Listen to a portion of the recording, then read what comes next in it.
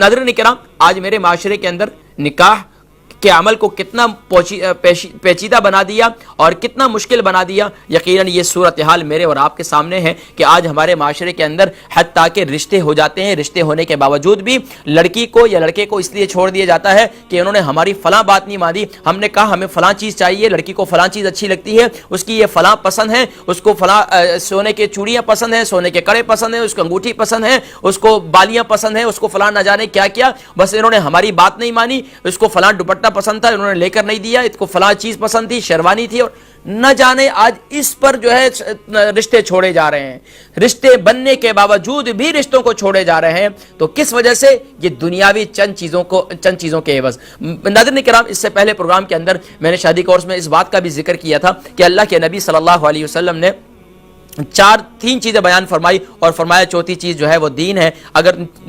ان چاروں کو اگر تم دیکھ لو کسی میں تو تم اس سے نکاح کر لو۔ اور ناظرین کرام، اسی عمل کو آگے بڑھاتے ہوئے پیارے کریم آقا علیہ الصلوۃ والسلام کی ایک پیاری حدیث مبارکہ صحیح مسلم شریف کی موجود ہے۔ اللہ کے نبی صلی اللہ علیہ وسلم نے ارشاد فرمایا، دنیا ایک متاع ہے اور دنیا کی سب سے قیمتی چیز جو ہے، دنیا کی سب سے قیمتی متاع جو ہے اور وہ ہے نیک بیوی۔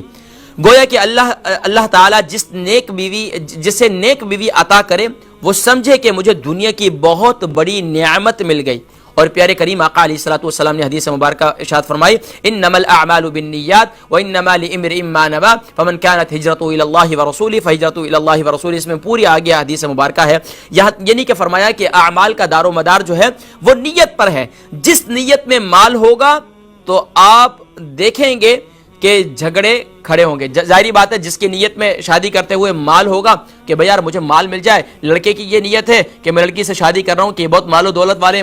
اس کی نیت مال کی ہے،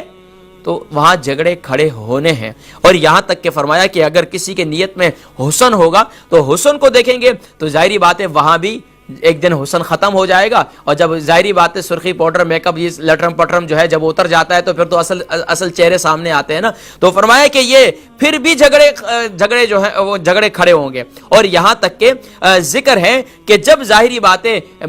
جب